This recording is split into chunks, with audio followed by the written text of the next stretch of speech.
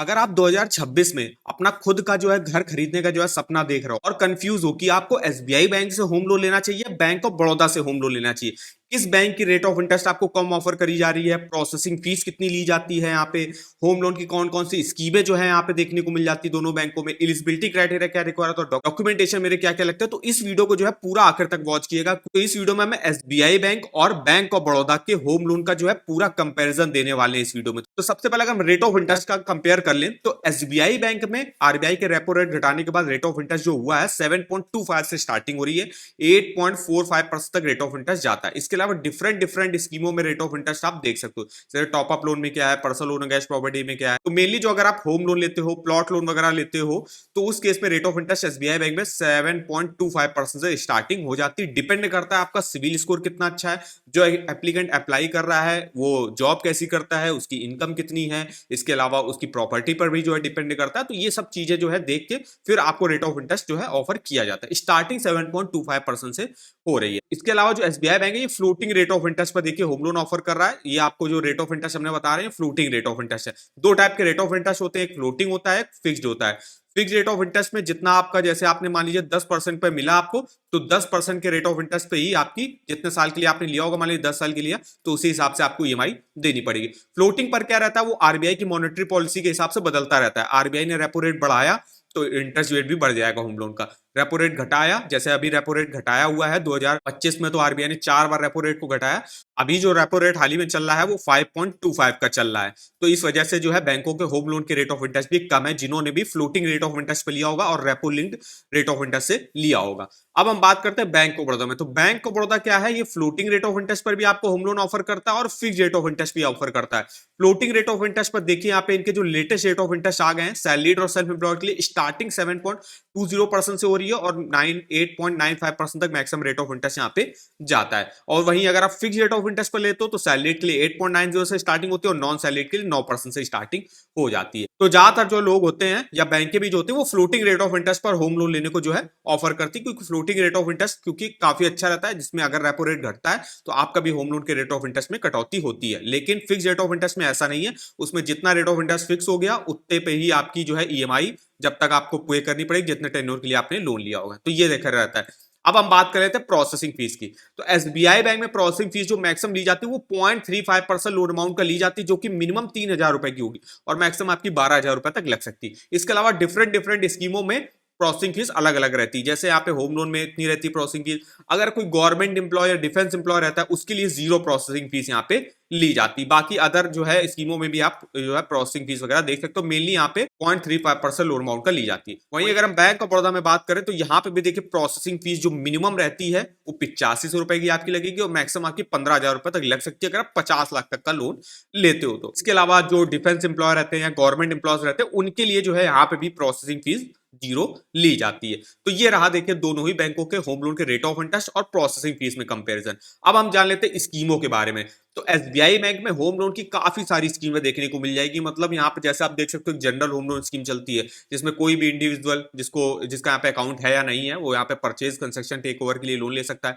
Balance transfer आप करा सकते हो। जो नॉन रेजिडेंट इंडियन है उनके लिए होम लोन चलता है। फ्लेक्सी पे होम लोन चलता है, ये स्पेशल स्कीम रहती है जिसमें आप ज्यादा लोन अमाउंट ले सकते हो। विलेज होम लोन स्कीम चलती है जिसमें आप कोई भी गवर्नमेंट एम्प्लॉय, चाहे वो सेंट्रल स्टेट गवर्नमेंट का हो, पीएसबी पीएसयू का हो, वो यहां से लोन ले सकता है। श्योर होम लोन में जो भी डिफेंस एम्प्लॉय रहते हैं वो एलिजिबल होंगे। प्री अप्रूव्ड होम लोन वगैरह भी ऑफर किया जाता है। प्री अप्रूव्ड होम लोन आपको सारी जगह पे देखने को मिल जाएगा, हर बैंक में देखने को मिल जाएगा। मतलब जो इनके एग्जिस्टिंग कस्टमर रहते हैं तो उनको बैंकें क्या करती हैं, अगर उनका जो है ट्रैक रिकॉर्ड अच्छा रहता है, काफी अच्छी जो है उनकी जॉब रहती है, इनकम वगैरह काफी अच्छी रहती है, तो उनको प्री अप्रूव्ड होम लोन भी ऑफर करते हैं बैंक। इसके अलावा एसबीआई की रियलिटी लोन चलती है जिसमें आपको प्लॉट परचेज करने के लिए ओनली जो है लोन ऑफर किया जाता है इस स्कीम में। होम टॉपअप लोन चलता है जिसमें आप अपनी, जिन लोगों का भी होम लोन ऑलरेडी जैसे एसबीआई बैंक में चल रहा है तो यहाँ से टॉपअप लोन भी ले सकते हैं अपनी किसी भी पर्सनल नीड के लिए। इसके अलावा जो नॉन सैलरीड रहते हैं उनके लिए भी यहाँ पे होम लोन ऑफर किया जाता है। ट्राइबल प्लस स्कीम यहाँ पे देखने को मिल जाएगी। पर्सनल लोन अगेंस्ट प्रॉपर्टी देखने को मिल जाएगा, commercial real estate home loan देखने को मिल जाता है। इसके अलावा इनका एक कॉम्बो होम लोन भी चल रहा है जिसमें प्लॉट परचेज और प्लस कंस्ट्रक्शन दोनों के लिए होम लोन आप ले सकते हो। प्रधानमंत्री आवास योजना अर्बन 2.0 की जो है इंटर सब्सिडी स्कीम से जो है आपको यहाँ पे लोन मिल जाएगा, जिसमें गवर्नमेंट की तरफ से आपको 1,80,000 रुपए तक की सब्सिडी ऑफर करी जाती है और मैक्सिमम जो है 25 लाख रुपए तक का आप लोन ले सकते हो। इसके अलावा रिपेयर रेनोवेशन के लिए भी आपको होम लोन ऑफर किया जाता है। इसके अलावा एक इनकी आश्रय होम लोन चलती है जो कि आपकी ईडब्ल्यूएस और एलआईजी कैटेगरी के इंडिविजुअल के लिए रहते हैं, जो भी शहरों में रहते हैं और जिनकी भी एनुअल इनकम 6 लाख रुपए या उससे कम रहती है, तो आश्रय होम लोन स्कीम से भी लोन ले सकते हैं। तो ये रहा एसबीआई बैंक में होम लोन की स्कीम है। अब बैंक ऑफ बड़ौदा में अगर हम होम लोन स्कीमों की बात करें, सबसे पहले आता है यहाँ पे कॉर्पोरेट्स के लिए जो है लोन स्कीम चलती है, नॉन इंडिविजुअल। इसके अलावा ये बड़ौदा होम लोन स्कीम चलती है जिसमें कोई भी सैलरीड सेल्फ एम्प्लॉयड अप्लाई कर सकता है। इसके अलावा इनकी Baroda max saving home loan scheme चलती है। ये स्कीम भी जो है काफी अच्छी है। अगर आपका बैंक ऑफ बड़ौदा में सेविंग अकाउंट रहता है तो उसको आप अपने लोन अकाउंट से जो है यहाँ पे लिंक करके अपनी जितनी भी सेविंग है, अगर उस सेविंग अकाउंट में आप रहते हो तो आप अपने टोटल इंटरेस्ट में काफी अच्छी बचत भी कर सकते हो। तो ये रहता है Baroda max saving home loan में। अगर आप बड़ौदा के एग्जिस्टिंग कस्टमर हो, आपका यहाँ पे सेविंग अकाउंट है, तो आप इस स्कीम से होम लोन लेते हो तो आपको काफी ठीक ठाक जो है बेनिफिट वगैरह यहाँ पे देखने को मिल जाएगा। नेक्स्ट रहता है इनका बैलेंस ट्रांसफर, जिसमें किसी अदर बैंक में होम लोन चल रहा है उसको आप बैंक ऑफ बड़ौदा में ट्रांसफर भी करा सकते हो। ये भी स्कीम हर बैंक में आपको देखने को मिल जाएगी। इसके अलावा एक होम इंप्रूवमेंट लोन चलती है जिसमें अगर आपका एग्जिस्टिंग कोई घर है उसमें आपको रिपेयर रेनोवेशन की लोन लेना है तो आप ले सकते हो। इसके अलावा प्री अप्रूव्ड होम लोन भी यहाँ पे भी देखिए चलता है। बैंक ऑफ बड़ौदा भी अपने एग्जिस्टिंग कस्टमर का ट्रैक रिकॉर्ड जिनका अच्छा होगा तो उनको जो है प्री अप्रूव्ड होम लोन भी ऑफर करता है। इसके अलावा यहाँ पे एक चलता है Baroda flexi loan over home security. इसके अलावा एक सुविधा पर्सनल लोन भी चलता है। इसके अलावा जो प्रधानमंत्री आवास योजना अर्बन 2.0 की स्कीम है उसमें वह बैंक ऑफ बड़ौदा से भी आप जो है लोन ले सकते हो, जिसमें गवर्नमेंट की तरफ से 1,80,000 रुपए की सब्सिडी ऑफर करी जाती है।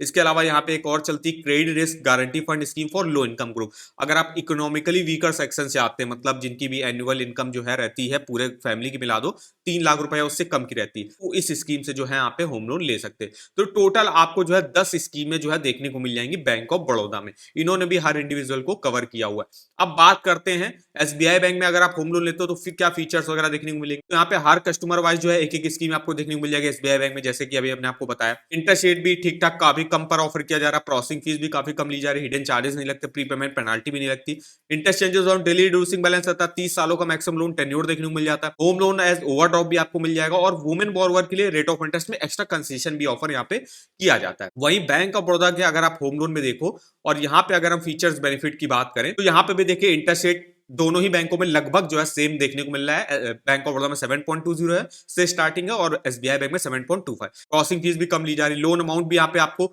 मैक्सिमम 15 करोड़ तक का देखने को मिल जाएगा। एसबीआई बैंक में भी जो है मैक्सिमम जो है लोन अमाउंट ऐसे 15 करोड़ के आसपास का जो है देखने को मिल जाता है मैक्सिमम। इसमें आपको फ्री क्रेडिट कार्ड वगैरह भी जो है ऑफर करा जाता है, लॉन्गर टेन्योर रहता है। फीचर्स की अगर हम देखें बात करें तो यहाँ पे भी देखिए हिडन चार्जेस आपसे नहीं लिए जाते, प्री पेमेंट पेनाल्टी यहाँ पे भी आपको देनी नहीं पड़ती। तो दोनों ही बैंकों में फीचर्स और बेनिफिट वगैरह सेम ही आपको देखने को मिल जाएंगे। अब बात आती है एलिजिबिलिटी क्राइटेरिया की, कौन कौन से लोग एलिजिबल होंगे। जैसे एसबीआई बैंक में जब हमने बताया एलिजिबल कौन कौन से लोग होंगे, यहाँ पे कोई भी सैलरीड सेल्फ एम्प्लॉयड, चाहे वो गवर्नमेंट जॉब करता हो, प्राइवेट किसी अच्छी कंपनी में जॉब करता हो, सेल्फ एम्प्लॉयड हो तो वो। इसके अलावा जो है अगर कोई मान लीजिए इकोनॉमिकली वीकर सेक्शन से आता है, लोअर इनकम ग्रुप से आता है, तो वो लोग भी यहाँ से होम लोन ले सकते हैं। तो वही लोग सारे लोग एलिजिबल होंगे दोनों ही बैंकों से। अब बात कर लेते हैं डॉक्यूमेंटेशन। तो डॉक्यूमेंटेशन भी दोनों ही बैंकों में सेम ही लगभग लगते हैं, कुछ हो सकता है एक दो डॉक्यूमेंट बैंक जो है ज्यादा मांग ले, लेकिन ज्यादातर केसेस में डॉक्यूमेंट आपके सेम ही लगते हैं। जैसे कि इंप्लॉयर आइडेंटिटी कार्ड आपको देना पड़ता है, जो आज जिस भी कंपनी वगैरह में आप जॉब करते हो उसका एक आईडी कार्ड होता है वो देना पड़ता है। लोन का एप्लीकेशन फॉर्म होगा फिलअप करके 3 पासपोर्ट साइज फोटो के साथ देना पड़ता है, एक आईडी प्रूफ देना पड़ता है, एड्रेस प्रूफ देना पड़ता है। ये तो हो गए आपके कॉमन डॉक्यूमेंट जो हर इंडिविजुअल को जो है देना पड़ता है।